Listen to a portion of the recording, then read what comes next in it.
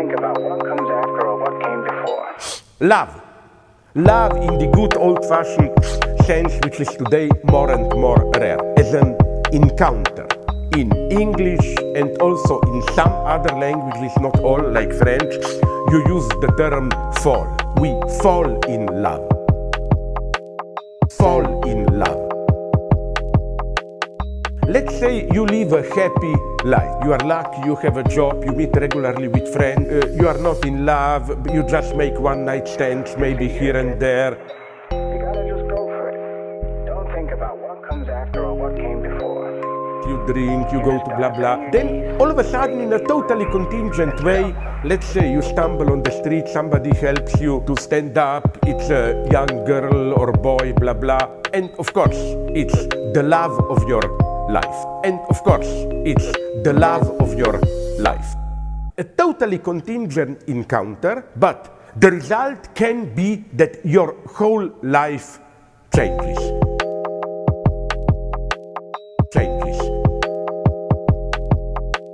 Nothing is the same, as they say. You even spontaneously perceive your entire past life as leading towards this unique moment. The illusion of love is, oh my God, I was waiting all my life for you. I was waiting all my life for you.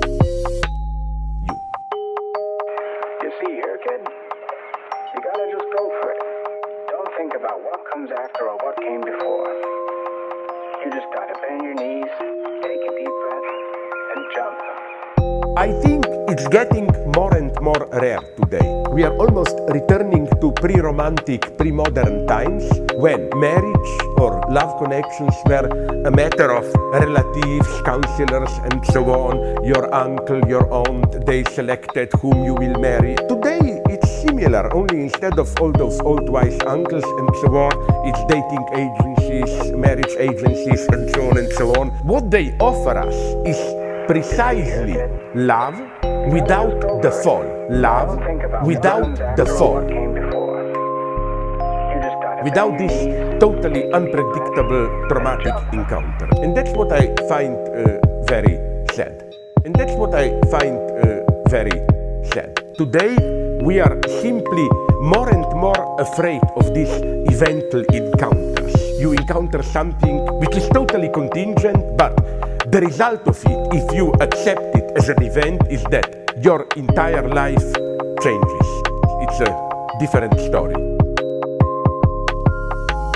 Avoiding falling in love is the same phenomenon as we want today the thing without the bad aspect of it, without the price we have to pay for it. Sugar without calories, so we have sweeteners. We want beer without alcohol. We want, and so on and so on. And so on and so on. About what comes after or what came before. You just gotta bend your knees, take a deep breath, and jump. And I claim it's the same thing in sexuality. We want brief, safe sex, sexual encounters without the fall, without this fatal attachment. The most sad thing here, that even what is slowly emerging as maybe the predominant ideology today, what I ironically refer to as Western Buddhism. Life is just a play of appearances, don't take it too seriously, maintain a proper distance, don't get too attached to worldly objects. It fits perfectly this superficial consumerist attitude. You see here, kid? You gotta just go for it. And so on. Don't think about what comes after or what came before. You just gotta bend your knees, take a deep breath, and jump.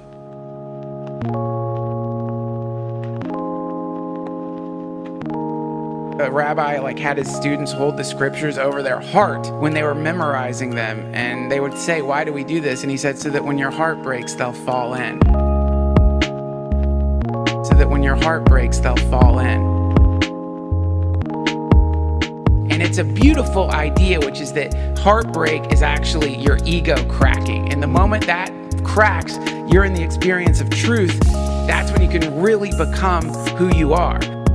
That's when you can really become who you are.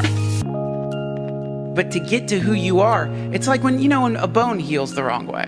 Like, that's what a lot of people's entire personality is. It's like a bone that grew the wrong way, and that needs a snap, a crack. It hurts, but we're pain-avoiding creatures, so we're always running away from this pain. But the problem is, as we're running away from pain, we're still exactly in pain. The idea is like, no. Sink into what you are right now. Sink into what you are right now.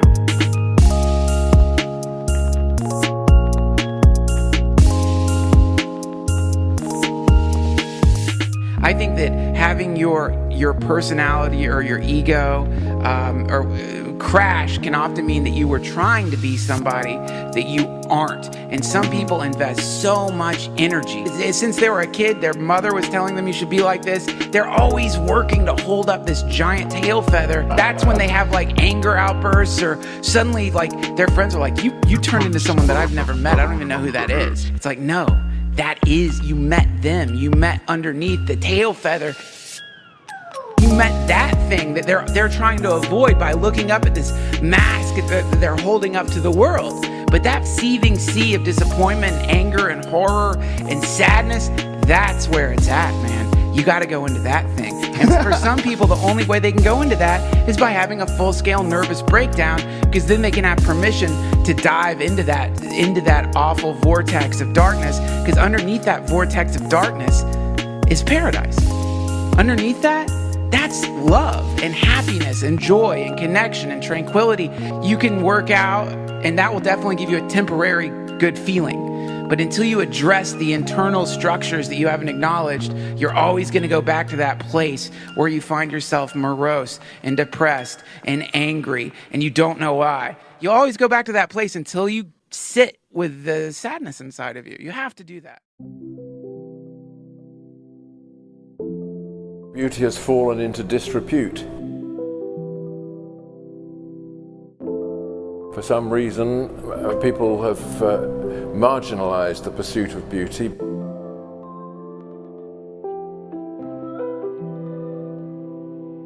Why it's missing is an interesting question.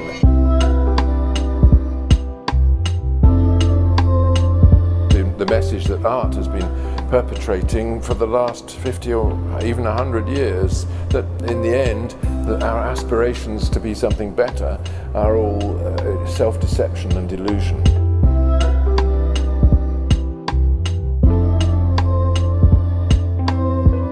I think there's been a huge cultural shift, an almost deliberate attempt to expel beauty from the place in human life that it naturally occupies, which is the center.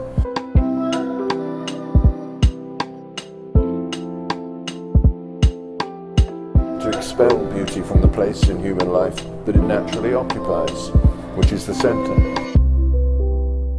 Although, of course, everybody is aware of the value of beauty when they see it, they don't recognize the need also to create it around themselves. It stands there as an independent witness to the meaning of the universe.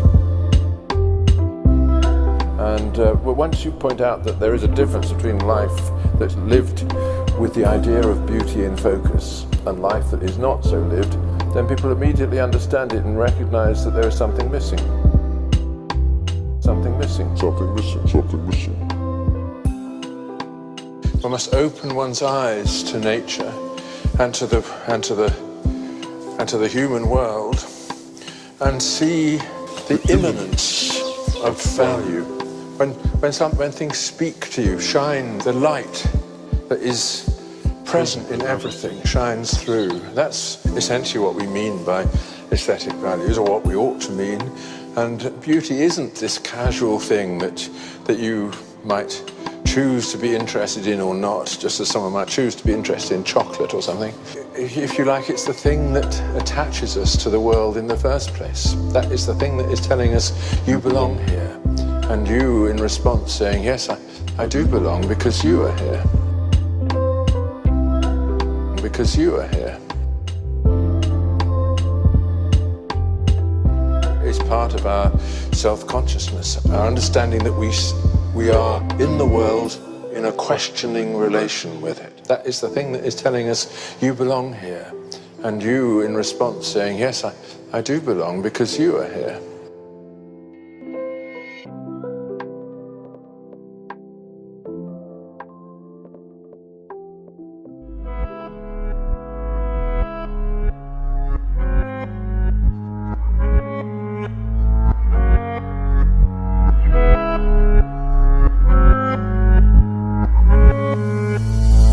The great evil, in my humble opinion, which haunts our enterprise, and I say this realizing I'm setting the fox among the chickens, the great evil that has been allowed to flourish in the absence of mathematical understanding is relativism. It's relativism. And what is relativism? It's the idea that there is no distinction between shit and shinola. That all ideas are somehow operating on equal footing. So one person is a chaos theorist, another is a follower of the revelations of this or that New Age guru, someone else is channeling information from the Pleiades, and we have been taught that political correctness demands that we treat all these things with equal weight. Because we have no mathematical ability, no logical ability, we don't know how to ask the questions that expose some positions as preposterous, trivial, insulting to the intelligence, and unworthy of repetition. We all are very comfortable bashing science and flailing away at that, but that isn't our enemy. Science is capable of undertaking its own reformation and critique and has been engaged in that fairly vigorously for some time. The enemy that will really subvert the enterprise of building a world based on clarity is the belief that we cannot point out the pernicious forms of idiocy that flourish in our own community. This problem is growing worse all the time. We are not willing to take on the karma involved in argument and discourse that actually gores somebody's ox. We consider this politically incorrect. I can feel the tension in this room because people sense I might gore their particular ox. If we had learned mathematical logic or reason or rules of evidence, when someone approaches us excited to inform us that the ruins of Lemuria have been spotted in the deep sea off Big Sur or something like that, we would be able to respond to that with the contempt it deserves.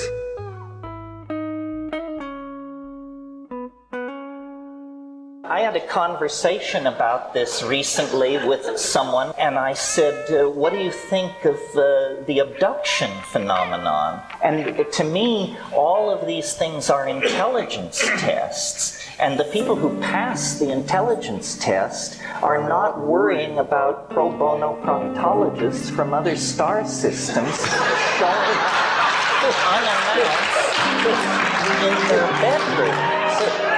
So, you know, we have perfected politeness. We have perfected the ability to listen to damn foolishness without betraying by so much as the flick of an eyebrow that we realize what we're in the presence of.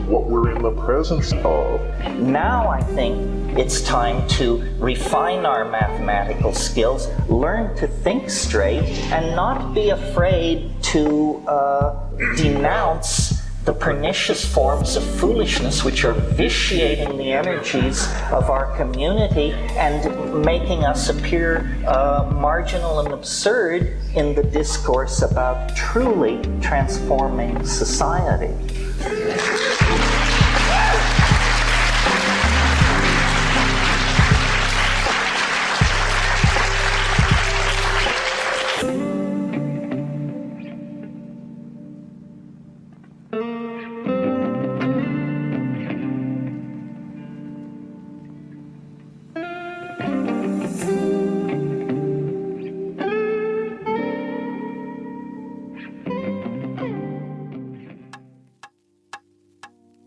Carl Gustav Jung, born in 1875, with Freud, one of the founding fathers of modern psychology, and history will record him as one of the greatest physicians of all time.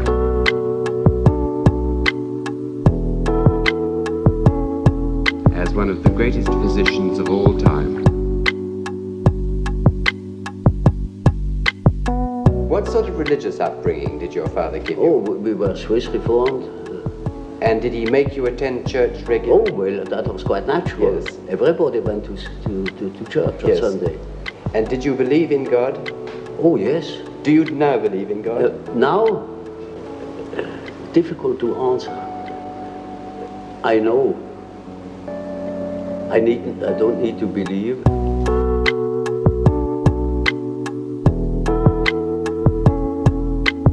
I know. I don't need to believe. A Second World War was very likely. Well, now, looking at the world today, do you feel that a Third World War is likely? I have no definite indications in that respect, but there are so many indications that one doesn't know what one sees. Is it trees or is it the wood? Very difficult to say, because people's dreams contain apprehensions, you know. But it is very difficult to say whether they point to a war. Formerly, you know, it has been much simpler. People didn't think of a war, and therefore it was rather clear what the dreams meant. Nowadays, no more so. We are so full of apprehensions, fears, that one doesn't know exactly to what it points. One thing is sure, a great change of our psychological attitude is imminent. That is certain. We need more psychology. We need more understanding of human nature, because the only real danger that exists is man himself. He is the great danger, and we are pitifully unaware of it. We know nothing of man. We know nothing of man.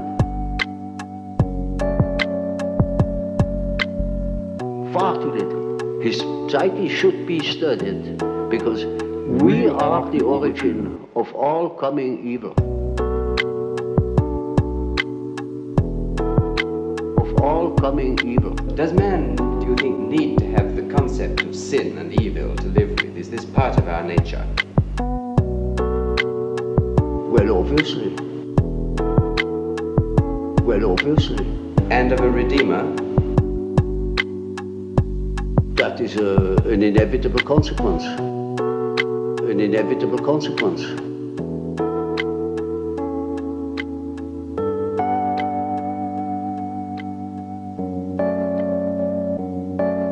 This is not a concept which will disappear as we become more rational. It's something which Well, I don't believe that man ever will deviate from the original pattern of his being. And did you believe in God? Oh, yes. Do you now believe in God? Now, difficult to answer. I know. I don't need to believe.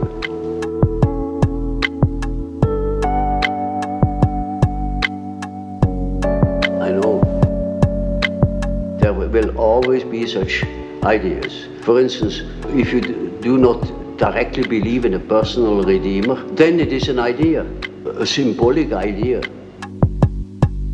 I remember you said that death is psychologically just as important as birth, and like it, it's an integral part of life, but surely it can't be like birth if it's an end, can it? Yes, if it's an end.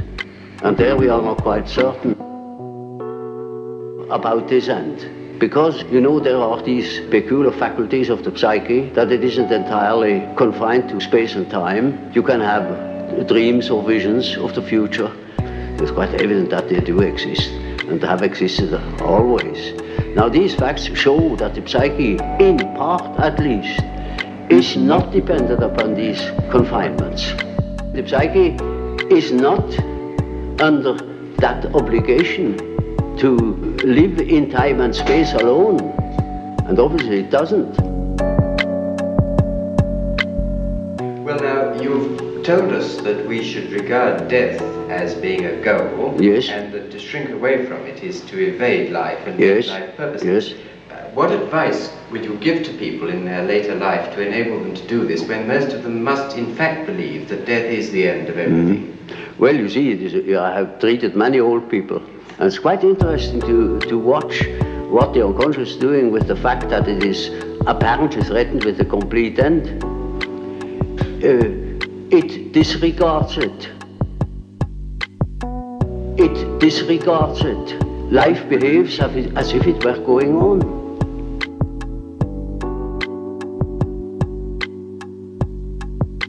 As if it were going on. And so I think it is better for old people to live on, to look forward to the next day, as if he had to spend centuries.